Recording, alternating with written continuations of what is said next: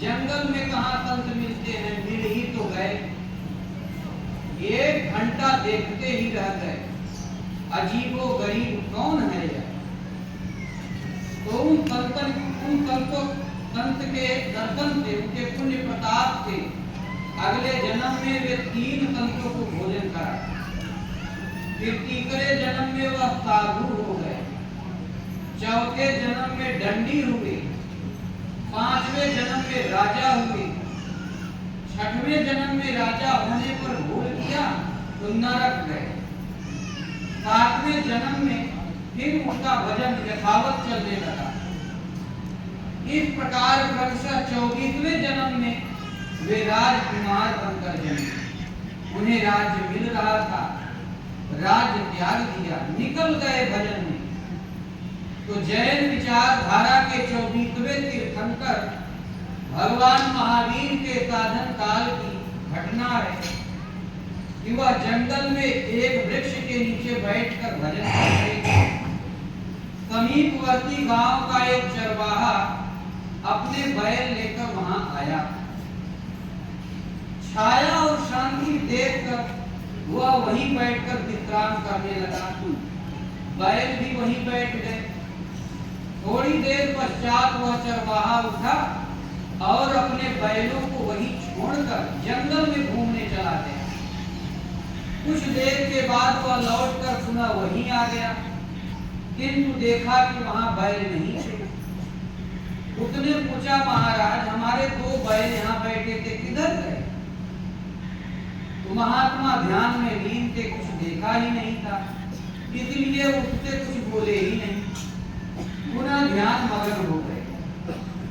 चरवाहा उन बैलों को ढूंढने जंगल में चला गया। बैल समीप ही चल रहे थे। वे पुनः आकर उन महात्मा के पास ही बैठ गए। बैलों को वहां शांति मिली। जब से उन्हें जुए में जोता गया था, तब से रात दिन डंडा उनके पीछे लगा ही रहता था। तो इन महापुरुष के पास का वायुमंडल शांत था। पशु पक्षी वहां विश्राम करते थे। 2-4 घंटे ढूंढने के पश्चात चरवाहा उसी वृक्ष के नीचे पहुंचा तो बैलों को वहीं पर बैठा पाया। उसे क्रोध आ गया। बोला, बैल यहीं थे किंतु इस तपस्वी ने बताया नहीं, 4 घंटा मुझे परेशान किया। ये ऐसे बैठा है मानो सुनता ही नहीं, बहरा होने का स्वांग कर रहा है। ठीक है, अभी से बहरा ही बना देता। चरवाहे ने कुश का एक पौधा उठाया। उसने कुश की पैनी और ठोस जड़ भगवान महावीर के कान में ठोक दिया और सरौता लेकर ऊपर पत्तियों का भाग काट दिया, जिससे कि कोई उंगलियों से पकड़कर कुछ निकाल न ले। बोला, लो अब कुछ नहीं सुन सकोगे। बड़बड़ाता हुआ वह बैलों को लेकर वहां से चला गया। भक्तों की दृष्टि पड़ी, वे उस कुश को निकालने लगे किंतु वह नहीं निकला। लुहार बुलाया गया। उसने सनटी से पकड़कर कुश को खींचा। कुश के साथ रक्त निकला। महावीर पानी के मुख से एक चीख भी निकली। इतने में उन्हें आकाशवाणी मिली, पिछले जन्म में तुम राजा थे, तुमने एक निरपराध व्यक्ति के कान में कील ठोकने का आदेश दिया था, स्वयं उपस्थित रहकर उसे दंड दिलाया था। वह प्रायश्चित आज पूरा हुआ। वास्तविकता तो यह थी कि चरवाहे ने वह कुछ नहीं ठोका, वह तो जन्म जन्मांतरों का बदला था। वह प्रायश्चित पीछा कर रहा था।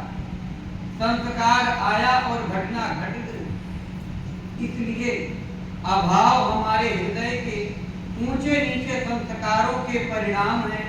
इनका हर्षपूर्वक स्वागत करना चाहिए। जो हमारे जन्म जन्मांतरों के किए हुए कृत हैं वो हमारे सामने आते हैं।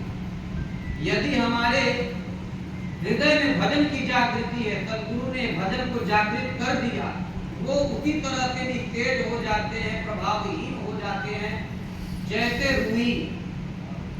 यदि आपको कंकड़ से उठा करके मारा जाए तो ज्यादा चोट पहुंचता है, लेकिन यदि उतने ही वजन के रुई से आप पर आघात किया जाए उसका क्या चोट आपको लगेगी? कभी नहीं लगेगी। तो भगवान के भजन के करने से उन संस्कारों का वेग रुई के समान हो जाता है। वो आएंगे, ऐसा नहीं है कि भजन करोगे तो नहीं आएंगे, वो आएंगे, अपना प्रभाव दिखाएंगे, लेकिन उनकी चोट रुई के समान आप पर लगेगी। तो नेहा विक्रमनाशोक्ति प्रत्यवायो न विद्यते स्वल्पमप्यस्य धर्मस्य त्रायते महतो भया। इस पद में जो है कर्म का नाश नहीं है, उसके फल का नाश नहीं है। यदि स्वल्प आचरण करते बन गया है आपको, तो माया में ऐसी कोई हैसियत नहीं है, कोई ताकत नहीं है कि उसको उखाड़ करके फेंक दे, मुरझा दे। धीरे धीरे वह जो कर्म है, वो जो भगवान का भजन है, आपको वहीं पर एक दिन खड़ा कर देगा, जिसका नाम है मोक्ष, जिसका नाम है परम शांति, परम पद, चाहे आपको 1000 ही जन्म क्यों न लग जाए।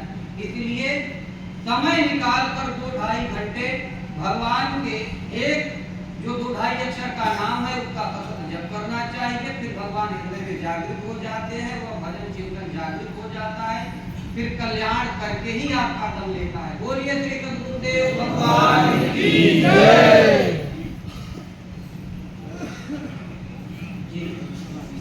और कुछ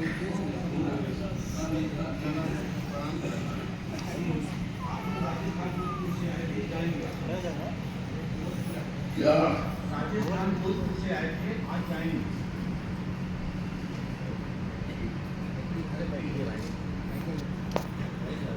एक तो कुछ नहीं कहा, अरे भजन आगे पूरा करना चाहिए,